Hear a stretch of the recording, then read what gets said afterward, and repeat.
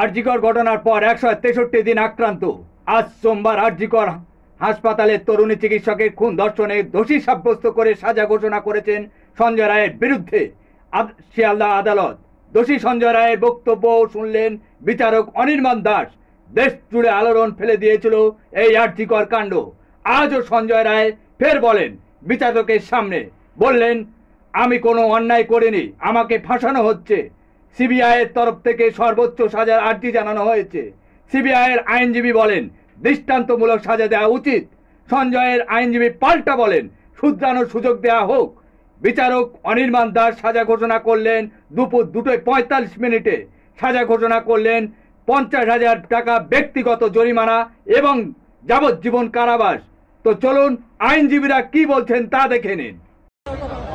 এখন সঞ্জয় রায় বা তার উকিলবাবু, আমরা জানি সঞ্জয় রায় ডিস্ট্রিক্ট লিগাল এইডের পক্ষ থেকে উকিলবাবু পেয়েছিল, তার নিজস্ব কোনো প্রাইভেট উকিলবাবু তার পক্ষ থেকে দেওয়া সম্ভব হয়নি।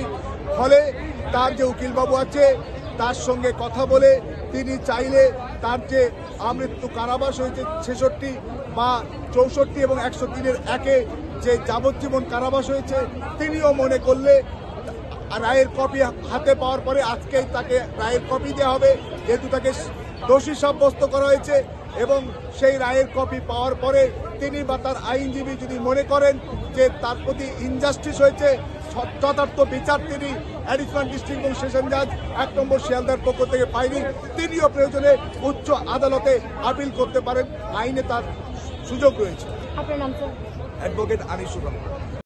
কোর্টের কাছে আমরা যখন আমাদের রিটেন নোটস অফ আর্গুমেন্ট জমা দিই তখন আমরা বেশ কিছু পয়েন্ট তুলে দিই, যেই পয়েন্টের উপরে বেস করে কোর্ট আজকে এই জাজমেন্টটুকু দেয়। এবং আমাদের পয়েন্টস এটা বলা ছিল যে আমরা বিশ্বাস করি যে এই ঘটনার সাথে আরো বেশ কিছু মানুষ কেউ বা কারা যুক্ত রয়েছে, এবং that is what has come out through this judgement.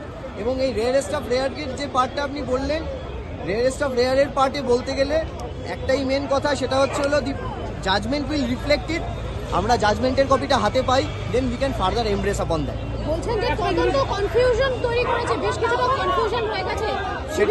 সেটা লার্নেড কোর্ট নিজের জাজমেন্টেই রিফ্লেক্ট করবেন এবং বলেছেন। এবং এর আগের দিন যে 18টা পয়েন্ট কোর্ট বলেছিলেন তার মধ্যে 2টো পয়েন্ট খুব স্পেসিফিক্যালি অ্যান্ড ক্যাটাগরিক্যালি বলে দিয়েছেন, এবং জাজমেন্টটা পেলে আমরা ফার্দার এই পার্টি এমব্রেস করতে পারবো।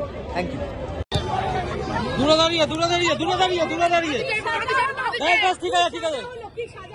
ওকে যাবজ্জীবন দিয়েছে। আমরা আমাদের আর্গুমেন্টে বারবার ধরে বলেছি there has been some laches in the part of the investigation agency, যেটা আগের দিনকে জজ সাহেব যখন সাজা ঘোষণা করেন উনি বলেছেন, তিনি ক্রিটিসাইজ করেছেন ওনার এই ইনভেস্টিগেশন নিয়ে কিছু কনফিউশন ক্রিয়েট হয়েছে।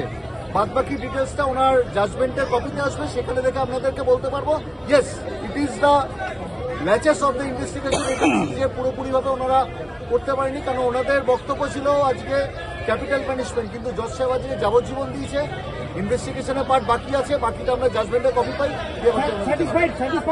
জাজমেন্টের কপিটা পাই। আমরা তো সর্বোচ্চ আগামী দিনে আরো ইনভেস্টিগেশন হবে, সেটা যাতে ঠিকঠাক হয় সেটার দিকে আমরা বাকিটা আমরা আগে জাজমেন্টের কপি পাই। আসছি।